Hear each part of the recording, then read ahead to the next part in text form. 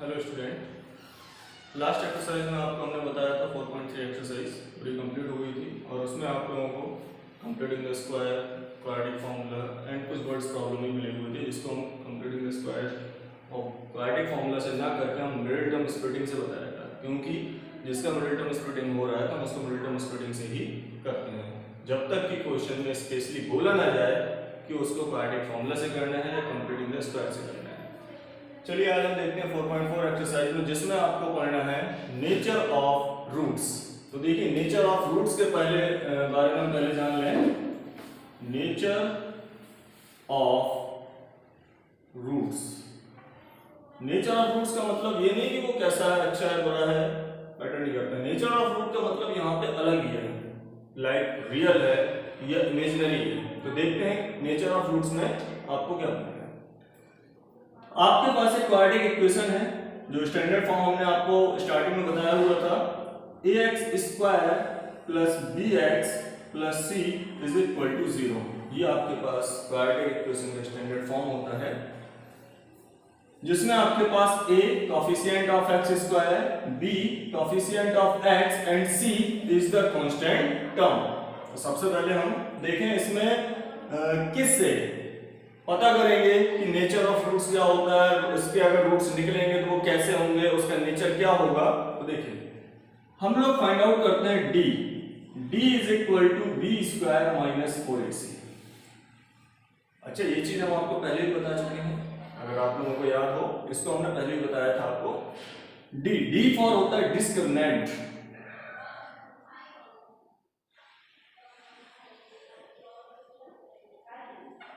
b for discriminant। तो देखिए b square minus 4ac, where b is the coefficient of x, a is the coefficient of x square and c is the constant term। तो देखिए यहाँ पे इसको find out करने के बाद if इसकी 3 कंडीशंस होती हैं। अब 3 कंडीशन कौन कौन सी होती हैं देखते हैं। if d is greater than 0 the roots are real and distinct. Distinct का मतलब होता है अनइक्वल। ये होगी हमारी फर्स्ट कंडीशन। अगर डिस्क्रिमिनेंट में d की वैल्यू अगर आपकी 0 से ग्रेटर आ रही है तो रूट्स का नेचर कैसा होगा, वो रियल के साथ साथ अनइक्वल होंगे। पहला पॉइंट हो गया। Second point is this, if d is equal to 0 then the roots are real and equal. Second point is this, अगर d की वैल्यू 0 के इक्वल आ रही है तो रूट्स रियल होंगे एंड इक्वल भी होंगे। And the last one is if d is less than 0 no real roots exist. ठीक है, कोई भी रियल रूट एग्जिस्ट नहीं करता। मींस इन एक ही केस ऐसा है जिसमें हम लोग सॉल्व आउट नहीं करेंगे। अगर d की वैल्यू नेगेटिव आ रही है तो हम उसको वहीं छोड़ देंगे, लिख देंगे the condition is not possible in case अगर वर्ड प्रॉब्लम है, क्योंकि इस एक्सरसाइज में आपको ऐसे वर्ड प्रॉब्लम भी मिलेंगे जिसमें आपसे पूछा जाएगा कि जो गिवन कंडीशन है वो पॉसिबल है कि नहीं है। तो हम लोग यहीं से फाइंड आउट करेंगे अगर d की वैल्यू 0 से लेस आ रही है तो वो कंडीशन पॉसिबल नहीं है। इन दोनों केसेस में, किसमें, इन दोनों केसेस में क्वेश्चन को आगे हम सॉल्व करेंगे। तो यहां पर आपका इतना ही था। अब हम आते हैं एक्सरसाइज पे। नाउ फर्स्ट पार्ट में आपके पास एक क्वेश्चन गिवन है और क्वेश्चन बोल रहा है find the nature of the following quadratic equation if they are real then find the roots. ठीक है, मींस हमें इसका सबसे पहले इनके रूट्स का नेचर बताना है। नेचर बताने के बाद अगर रूट्स एग्जिस्ट करते हैं, मींस अगर दो कंडीशन आती है, if d is greater than 0 and d is equal to 0, अगर ये दो कंडीशन आ रही है तो हम इसको सॉल्व करेंगे, अदरवाइज इसको सॉल्व नहीं करेंगे। तो सबसे पहले आप ax square plus bx plus c is equal to 0 से इसको कंपेयर कराएंगे। कंपेयर कराने के बाद हमको पता चला कि a की वैल्यू 2 है एंड b की वैल्यू -3 3 है and c is equal to 5। हमें 3 वैल्यू मिल चुकी है। 3 वैल्यू मिलने के बाद d is equal to B square minus 4ac find out करेंगे। तो चलिए देखते हैं, फाइंड आउट करते हैं। B square minus 3 square minus 4, a की वैल्यू आपके पास 2 है, c की वैल्यू आपके पास 5 है, तो कितना हो जाएगा 9 माइनस 5 2 जा 10, 10 4 जा 40, रिजल्ट इज माइनस 31। आप देख रहे हैं कि d की वैल्यू नेगेटिव आ रही है, तो यहां लिखेंगे since d is less than 0 so no real roots exist. ठीक है, यहां पे आपका क्वेश्चन खत्म। Now second question mean first का सेकंड पार्ट है, तो अब हम इसको स्टैंडर्ड फॉर्म से कंपेयर नहीं कराते हैं। आई थिंक आप लोगों को समझ में आ गया होगा कि a की वैल्यू 3 है, b की वैल्यू -4√3 है एंड c की वैल्यू 4 है। तो हम डायरेक्ट इसमें सॉल्व आउट करते हैं। तो d is equal to B square minus 4ac। आप देख सकते हैं कि b की वैल्यू -4√3 की होल पावर 2 है, -4 इंटू a की वैल्यू आपके पास 3 है एंड c की वैल्यू 4 है। चलिए अब हम इसको सॉल्व करेंगे। तो सबसे पहले देखिए, -4 का स्क्वायर करेंगे तो 16 मिलेगा, √3 का स्क्वायर करेंगे तो रूट खत्म हो जाएगा, 3 मिलेगा, 16 3 जा 48, और यहाँ पे देख रहे हैं 4 3 जा 12, 12 4 जा 48, मींस कैंसिल आउट हो गया, आपके पास क्या बचा 0। Since d is equal to 0, तो यहाँ लिखिए since d is equal to 0, तो कंडीशन क्या बनेगी, the roots are real and equal, मतलब इसको हम आगे सॉल्व करेंगे। चलिए तो आगे सॉल्व करते हैं इसको। x is equal to by using quadratic formula, क्योंकि जब हमने d फाइंड आउट किया है तो डायरेक्ट क्वाड्रेटिक फॉर्मूला यूज करिए, minus B plus minus root of B upon 2a minus b, b की वैल्यू आपके पास है -4√3 plus minus b is equal to 0, 2a 2 into a की वैल्यू आपके पास है 3। तो आप नोटिस करेंगे यहाँ पे 4 माइनस माइनस प्लस हो जाएगा, 4√3 और प्लस माइनस 0 अपॉन 2 3 या 6। देखिए यहाँ पर पहली गलती, 0 होने की वजह से बच्चे इसको अलग कर देते हैं, जबकि आपको अलग नहीं करना है। एक बार प्लस करेंगे, एक बार माइनस करेंगे, रिजल्ट सेम मिलेगा, लेकिन आपको 2 टाइम्स दिखाना पड़ेगा, क्योंकि अगर आपने डायरेक्ट 0 अलग कर दिया तो इसका मतलब आपके पास सिंगल वैल्यू आएगी, जबकि क्वाड्रेटिक इक्वेशन का मतलब इट्स डिग्री इज 2 एंड अगर इसकी डिग्री 2 है तो इसके x की वैल्यू मीन इसके रूट्स भी 2 ही निकलने चाहिए, चाहे वो दोनों सेम हो चाहे वो दोनों सेम ना हो। अगर आपने यहां से 0 अलग कर देते हैं तो आपका सिंगल रूट बचेगा और यहां पे आप गलत हो जाएंगे।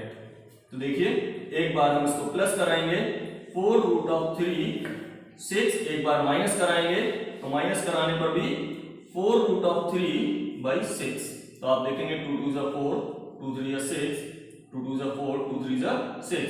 तो रिजल्ट इज 2√3 अपॉन 3, 2√3 अपॉन 3, ये आपका आंसर है। Now third part is 2x square minus 6x plus 3 is equal to 0। तो हम यहाँ पर देखिए क्या करते हैं, 2x square minus 6x plus 3 equal to 0 आपके पास है, तो सेम वही process, d is equal to B square minus 4ac, b square, b की वैल्यू -6 है, -6 स्क्वायर माइनस 4 इंटू a की वैल्यू 2 है एंड c की वैल्यू 3 है। तो देखिए यहाँ पे 36 माइनस 4 2 8 3 24, -6 का स्क्वायर 36 होगा, 4 2 8 3 24, रिजल्ट इज 12, d की वैल्यू आपको मिली 12। तो आप यहाँ पे देखेंगे since d is greater than 0, तो यहाँ पे उसका नेचर लिखिए, नेचर क्या होगा, the roots are real and unequal या बोल सकते हैं डिस्टिंक्ट, ये इसका नेचर हो गया। नेचर होने के बाद अब by using quadratic formula x is equal to minus B plus minus root of D upon 2a minus b, b की वैल्यू आपके पास -6 है, तो -6 प्लस माइनस डी की वैल्यू 12 मिली थी, 2 into 2, x is equal to minus minus plus हो जाएगा, प्लस माइनस इसको हम राइट करेंगे 2 इंटू 2 इंटू 3, 2 2 जा 4। तो देखिए यहाँ एक 2 का पेयर बन चुका है, तो इस 2 को हम बाहर निकाल देंगे। तो बाहर निकालने पे आपको क्या मिला, 6 plus minus 2 root of 3 upon 4। आप देख सकते हैं कि 2 कॉमन है, तो आप इससे 2 कॉमन भी निकाल सकते हैं। x is equal to 2 is common, then 3 plus minus root of 3 upon 4, 2 से कैंसिल आउट 2, एक बार इसको प्लस करके राइट कर दीजिए और एक बार माइनस करिए। एक बार 3 plus root 3 upon 2, 3 minus root 3 upon 2, that is the answer. Now question number second is find the value of k for each of the following quadratic equation so that they have two equal root। आपके पास condition दे रहा है कि equal root है और आपको k की value find out करनी है। तो यहाँ पे देखिए सेकंड का फर्स्ट पार्ट आपके पास सामने है, 2x square plus kx plus 3 equal to 0। आपको k की वैल्यू फाइंड आउट करनी है और कंडीशन है कि रूट्स कैसे हैं, इक्वल। तो सबसे पहले देखिए यहाँ लिखेंगे since the roots are equal. जब रूट्स इक्वल है तो आपको पता है कि रूट्स इक्वल होने की कंडीशन क्या होती है, d इज इक्वल टू 0 होती है। जब d इक्वल टू 0 है तो d के प्लेस पर हम फॉर्मूला यूज करेंगे b square minus 4ac is equal to 0। b square में b की वैल्यू आपके पास k है, तो k स्क्वायर माइनस 4, a की वैल्यू आपके पास 2 है एंड c की वैल्यू आपके पास 3 है, 0। 4 2 जा 8 3 जा 24, k स्क्वायर 24 को आप ट्रांसपोज करेंगे तो पॉजिटिव हो जाएगा, k equal to root of 24 plus minus, then k equal to plus minus 24 को फैक्टराइज करेंगे कितना होगा, 2 इंटू 2 इंटू 2 इंटू 3, ये इसके फैक्टर्स होंगे। एक पेयर 2 का बन चुका है, k की वैल्यू रूट ऑफ 2, 2 3 जा 6, that is the answer. Now second का सेकंड पार्ट है, आपके पास दे रहा है kx into x minus 2 plus 6 equal to 0। तो सबसे पहले तो हम क्या करें, kx का अंदर इंटू कराएं ब्रैकेट के अंदर, तो रिजल्ट मिलेगा kx square minus 2kx plus 6 is equal to 0। अब हम फाइंड आउट करते हैं। सबसे पहले since the roots are equal, जब रूट्स इक्वल हैं तो इसका मतलब क्या होगा, सेम वही condition, d is equal to 0।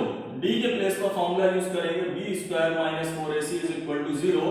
b की वैल्यू आपके पास 2k है, तो माइनस 2k की whole power 2 minus 4 into a की वैल्यू आपके पास k है एंड c की वैल्यू आपके पास 6 है। आपने इतना कर लिया। इतना करने के बाद आप देखेंगे minus 2 means 4k square is equal to 6 4 से 24, 24k नेगेटिव होगा, उसको हम ट्रांसपोज करें तो 24k पॉजिटिव हो जाएगा।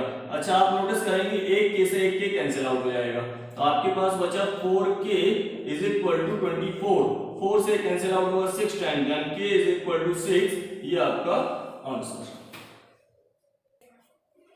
Now question number third is it possible to design a rectangular mangrove whose length is twice its breadth and the area is 800 metre square, if so find the length and breadth। सबसे पहले question कह रहे हैं कि क्या एक rectangular mangrove बनाना possible है जिसकी लेंथ ब्रेथ की डबल है और एरिया इसका 800 मीटर स्क्वायर है। अगर है, इफ इट इज पॉसिबल, अगर ये पॉसिबल है तो आपको क्या करना है, इसकी लेंथ और ब्रेथ फाइंड आउट करनी है। तो सबसे पहले हम क्या करेंगे, लेंथ ब्रेथ हमने कंसीडर किया x मीटर, तो लेंथ क्या हो जाएगी 2x मीटर, क्योंकि कंडीशन साफ है कि लेंथ ब्रेथ की डबल है। हमने क्या किया, ब्रेथ को x, तो लेंथ इज 2x। अब यहां पर देखिए आप एरिया आपके पास गिवन है 800 मीटर स्क्वायर। बात चल रही है रेक्टेंगल की, तो रेक्टेंगल का एरिया का फॉर्मूला क्या होता है, L इंटू बी। 800, L की वैल्यू 2x है, B की वैल्यू x है, 800, देन 2x स्क्वायर 800 को ट्रांसपोज करें तो माइनस 800 इज इक्वल टू 0। ये आपके पास इक्वेशन बनी। अच्छा, इसमें 2 से डिवाइड हो रहा है तो हम क्यों ना इक्वेशन को थोड़ा छोटा बना लें, डिवाइडेड बाई 2। 2 से हम इसमें डिवाइड करेंगे तो x square minus 400 is equal to 0। तो सबसे पहले हम देखते हैं इसमें क्या करना है। इसको हमें बताना है क्या ये कंडीशन पॉसिबल है, तो इसके लिए हमें फाइंड आउट करना पड़ेगा d। तो d फाइंड आउट करने के लिए पहले हम इसको कंपेयर कराते हैं ax square plus bx plus c is equal to 0 से। तो कंपेयर करने में देखिए a की वैल्यू x स्क्वायर का कोएफिशिएंट आगे कुछ भी नहीं दे रहा है, कुछ भी नहीं का मतलब 1 माना जाएगा, a इक्वल टू 1। अब फिर देखिए bx, x का कोएफिशिएंट b, लेकिन आप इक्वेशन में ध्यान से देखें तो x वाला टर्म ही गायब है, तो यहाँ पर b की वैल्यू काउंट की जाएगी 0। दूसरी गलती यहाँ पर होती है, यहाँ पे गलतियां ज्यादा होती हैं, हम लोग फ्लो में इसको क्या कर देते हैं, b रख देते हैं, तो b रखने की वजह से हमारा गलत हो जाएगा। एंड c की वैल्यू आपके पास है -400। तो हम क्या करें, पहले हम फाइंड आउट करें d is equal to b square minus 4ac। b square mean 0 minus 4 into a की वैल्यू 1 है, इंटू c की वैल्यू -400 है। तो रिजल्ट मिला हमको 1600, d की वैल्यू मिली हमें 1600। तो आपने नोटिस किया कि d क्या है, 0 से ग्रेटर आ रहा है, तो इसका मतलब यहां लिखेंगे since d is greater than 0 so it is possible to design a rectangular mango grove. आप पूरा राइट कर सकते हैं, इसमें कोई प्रॉब्लम नहीं। It is possible to design a rectangular mango grove, यहां पे आप राइट कर दें। अब वो कह रहा है अगर पॉसिबल है तो इसकी लेंथ एंड ब्रेथ भी फाइंड आउट करनी है। So start, x is equal to minus B plus minus root of D upon 2a। ये हमारा फॉर्मूला है। x is equal to minus B, b की वैल्यू आपके पास आप जानते हैं 0 है, plus minus root of d, d की वैल्यू आपके पास 1600 अपॉन 2 इंटू a की वैल्यू 1 है। x is equal to minus 0 doesn't matter, plus minus 1600 है तो 40/2। तो एक बार क्या करें इसको प्लस, एक बार माइनस। तो प्लस करेंगे तो आपके पास 40/2 20 आएगा, और एक बार माइनस करेंगे तो आपको -20 आएगा। तो देखिए आपके पास जो -20 आया है इसको हम क्या करेंगे, रिजेक्टेड। क्यों? क्योंकि लेंथ और ब्रेथ कभी भी नेगेटिव नहीं होती है। तो इस हिसाब से देखा जाए जो ब्रेथ की वैल्यू है हमारी वो 20 मीटर हो जाएगी, और जो लेंथ की वैल्यू है, लेंथ क्या है हमारे पास 2x, तो 2 into 20 is equal to 40 metre हो जाएगी। ये आपका answer. Now question number 4, is the following situation possible, if so determine their present ages. सबसे पहले कंडीशन क्या है, the sum of the ages of two friends is 20 years. कोई दो फ्रेंड है, दोनों फ्रेंड्स की एज का जो सम है वो 20 इयर्स है। 4 इयर्स है, वो 4 साल पहले the product of their age in years was 48। 4 साल पहले इनकी एज का जो प्रोडक्ट था मल्टीप्लाई था वो 48 था। ठीक है, तो सबसे पहले इन दोनों की एज का जो सम है वो 20 इयर्स है। तो हम क्या करें, एज कंसीडर करें, let age of one friend x years है, एज ऑफ अनदर फ्रेंड। जब दोनों की एज का सम 20 है तो 20 माइनस x होगा। अब कंडीशन क्या कह रहा है, कंडीशन कह रहा है कि 4 इयर्स एगो, 4 इयर्स एगो इन दोनों की एजेस का प्रोडक्ट। तो देखिए 4 इयर्स एगो का मतलब 4 इयर्स हमें माइनस करना पड़ेगा, x minus 4 into 20 minus x minus 4। इन दोनों की एजेस का प्रोडक्ट क्या है, 48। इस चीज का आपको ध्यान रखना है कि इन दोनों की एजेस का प्रोडक्ट है 48। अब आपको क्वाड्रेटिक इक्वेशन बनानी है, फिर आपको बताना है कंडीशन पॉसिबल है या नहीं है। तो देखते हैं, x minus 4, 20 minus 4 16 minus x is equal to 48। x का प्रोडक्ट होगा means 16x minus x square minus 64 plus 4x and 48 को हम ट्रांसपोज करें तो minus 48 is equal to 0 minus x square 16x plus 4x 20x minus 64 minus 48 then 8 4 12 carry 1 6 4 10 11 is equal to 0। आप देखिए सबसे पहले क्या होगा, एक्स स्क्वायर है जो नेगेटिव है उसको पॉजिटिव बना लेते हैं, तो एक्स स्क्वायर ये पॉजिटिव है नेगेटिव हो जाएगा, 20x ये नेगेटिव है पॉजिटिव हो जाएगा, 112 इज इक्वल टू 0। हमने क्या किया, -1 से डिवाइड या -1 से मल्टीप्लाई, कोई भी एक कंडीशन कर दीजिए तो साइन चेंज हो जाएंगे। अब आप फाइंड आउट करेंगे d is equal to B square minus 4ac, तो d is equal to B square, b की वैल्यू आपके पास है -20 whole square minus 4 into 1 into c की वैल्यू आपके पास है 112, तो d इक्वल टू ये हो जाएगा 400 माइनस इसमें होगा 448, d इज इक्वल टू -48। आप यहां देखेंगे d की वैल्यू कैसी है, नेगेटिव, तो यहां लिखिए since d is less than 0 so the following condition is not possible. The given condition या following condition is not possible. ये आपका finish. Now question number 5 is it possible to design a rectangular park of perimeter 80 meter and area 400 meter square? If so, find its length and breadth। सबसे पहले आपको ये बताना है कि एक रेक्टेंगुलर पार्क है जिसका पेरीमीटर 80 मीटर है और इस एरिया 400 मीटर स्क्वायर है, तो क्या ये पॉसिबिलिटी है? अगर है तो find its length and breadth. तो देखिए एरिया कितना दे रहा है, 400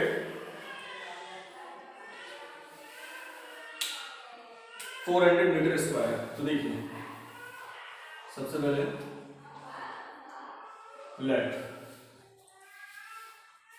लेंथ x है, ब्रेड्थ y है। हमें इन दोनों को अलग अलग कंसीडर करना पड़ेगा। लेंथ x है, ब्रेड्थ y है। रीजन ये है क्योंकि लेंथ और ब्रेड्थ का आपस में कोई रिलेशन नहीं है आपके पास, तो इसी वजह से हमने इसको अलग अलग कंसीडर किया है। पेरीमीटर गिवन है 80 मीटर, पेरीमीटर आपके पास गिवन है 80 मीटर। तो देखिए यहाँ पर पेरीमीटर का फॉर्मूला होता है 2l प्लस d, तो 2x प्लस y हो जाएगा, 2 से कैंसिल आउट 40, तो x plus y is equal to 40 you. या तो आप x को ट्रांसपोज करें या आप y को ट्रांसपोज करें, तो हमने क्या किया, x को ट्रांसपोज किया था, y is equal to 40 minus x, ये आपके पास फर्स्ट इक्वेशन बन गई है। Now area is equal to आपके पास गिवन है 400 मीटर स्क्वायर। एरिया का फॉर्मूला होता है length into breadth mean x into y, x into y is equal to 400, ये आपके पास गिवन है। इक्वेशन 1 को यूज करेंगे और y की जो वैल्यू है 40 माइनस x, उसको रिप्लेस करेंगे 40 माइनस x, ये हमने रिप्लेस कर दिया। फिर इज इक्वल टू 400, इसका अंदर मल्टीप्लाई होगा तो 40x minus x square is equal to 400। इन दोनों को ट्रांसपोज करते हैं तो 0 is equal to x square minus 40x plus 400 is equal to 0। ये आपकी क्वाड्रेटिक इक्वेशन बनी। अब आपको इसको देख के बताना है क्या ये पॉसिबल है, तो देखते हैं।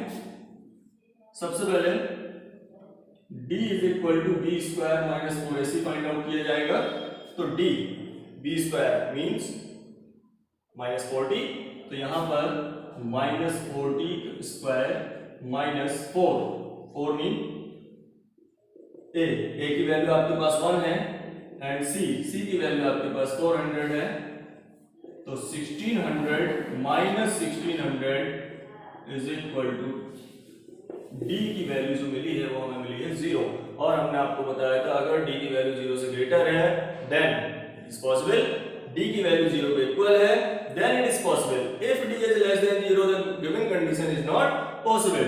तो यहां पर now x is equal to minus B plus minus root of D upon 2a। Minus b की वैल्यू 40, तो minus 40 plus minus 0 upon 2 into 1, तो 40 प्लस माइनस 0 अपॉन 2। तो अगर हम प्लस करेंगे तब भी आपके पास 20 आएगा, माइनस करेंगे तब भी आपके पास 20 आएगा। ये हमारी x की वैल्यू हो गई। x की वैल्यू ये हो गई है, तो x की वैल्यू हम यहाँ पर रिप्लेस करें, चाहे आपका पॉजिटिव 20 करें तब भी y की वैल्यू 20 होगी, चाहे आपका सेकंड 20 भी यूज करें तब भी आपके पास y की वैल्यू 20 ही मिलेगी। तो इस केस में x इज 20 metre, mean length is 20 metre and breadth is also 20 metre. ये आपका क्लोज। यहाँ पे आपका चैप्टर 4 फिनिश होता है, मींस एनसीईआरटी से। इसके कुछ स्पेशल क्वेश्चंस भी हैं जो कि बोर्ड एग्जाम में आते रहते हैं, लाइक ओसवाल से या आरडी शर्मा से, कैसे भी वो कुछ क्वेश्चन पिकआउट किए हैं जो कि हम आपको नेक्स्ट क्लास में प्रोवाइड कराएंगे। और ये आपका टॉपिक पूरा होता है। आई होप आप लोगों को वीडियो पसंद आएगा, और अगर पसंद आए तो कमेंट करें, लाइक करें, शेयर करें।